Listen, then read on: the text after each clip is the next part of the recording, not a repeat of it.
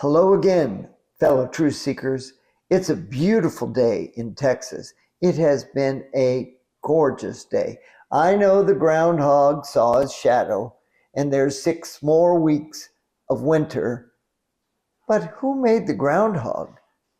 The guy that calls the shots. Yeah, I know. I mean, for real? Anyway, never mind. Today we're going to talk about the second most popular but not talked about subject in the Bible. You know which subject that is? In fact, do you know the number one subject that is talked about in the Bible? Yes, over 3,000 times, taking care of the poor and the needy, being benevolent, being kind and loving, basically love one another. Oh, isn't that a novel thought? Yes, we should love one another, not kill one another, not create all kinds of arguments, but love. As Jesus says, love one another as I have loved you. Well, the second most popular in the Bible is the second coming of Jesus. Some tell us that there's more than 28, but 100. But I think you should really do your own research on how many times in the Bible there's talking about the second coming.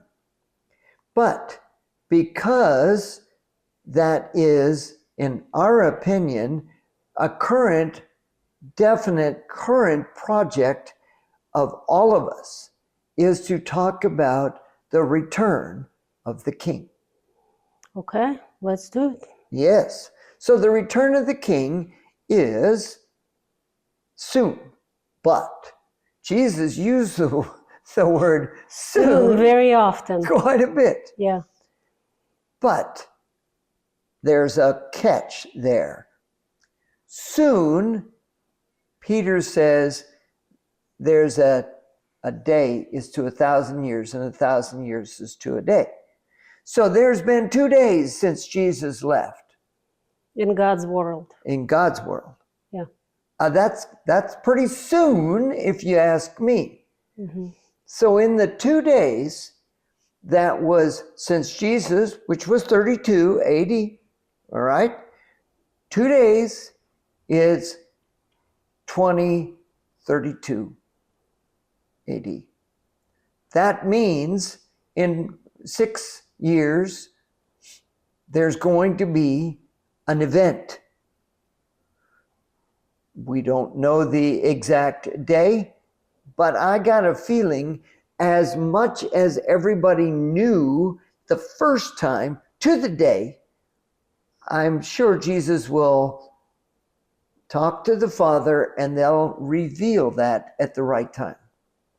So you're saying those people who welcomed Jesus to Jerusalem with palm trees, not trees, palm branches from the palm trees. So you're saying they knew who's coming? They did. They did. And Jesus scolded people for not knowing the time and the season of the return. Mm-hmm. The first return. Yeah. I mean, Jesus was in the garden as the Word, and then the Word became flesh, and we knew then, and then the Word said, I'm going to come again. Now, I want to just start with a very simple text. John 14, 1-3. This is Jesus talking. Okay. But most of the world doesn't want to talk about the return of Jesus because they don't know. Oh man, who knows when it is? And some people are going to never pay their credit cards, or they're going to say, oh, Jesus is coming, so I'm going to be a deadbeat. Jesus says, love one another. I'm not sure being a deadbeat. Or, you know what, I'm not going to have any kids. Yep, so tie the tubes. All right, now, Oh, wait a minute. My timing, because I live in the day for a day world. Yeah. So my day for a day is not God's day for 1,000 years. So for me to live in God's time is mucho locos. It's just not smart. But let's go to what Jesus said in John 14, 1-3. Let not your heart be troubled. In other words, hey, don't freak out, Jerry. Don't freak out, Alosha. If ye believe in God, believe also in me. Okay, that's good. In my Father's house are many mansions. Okay, that's pretty cool. If it were not so, I would have told you. I go to prepare a place for you, meaning I'm going to build more, right? I'm going to build because I've started my church, and the apostles of Pentecost are bringing 3,000 in that day. So I'm going back to heaven to build more. So this is a big challenge here then. If Jesus is going to heaven to build more homes for us, more mansions for us, why in the world do we think he's going to come down at his second return and hang out on this world For 1,000 years. for 1,000 years? How ludicrous. I don't want to stay here. He says every eye shall see him, and we who are alive will be caught up in the clouds to be dropped, boom, back to the earth. Oh yeah, let's whip up. It's just like the last helicopter that was too high, 300 feet. No, only 200 feet, and then boom, back for 1,000 years on the earth. No, it says, if it were not so, Jesus is saying, I would have told you. I go to prepare a place for you. And if I go and prepare a place for you, I will come again. Uh-oh. Here's a problem. I will come again and receive you unto myself, that where I am, there ye may be also. Uh-oh. Not all the way around. Where we are, you will be also. No. Right. It's like, where I am, there you may be also. Not the other way around. So if I go and prepare a place for you, I'll come again and receive you unto myself, that where I am, there you can be with me.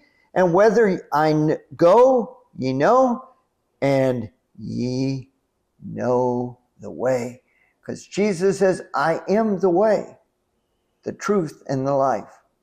So today, fellow truth seekers,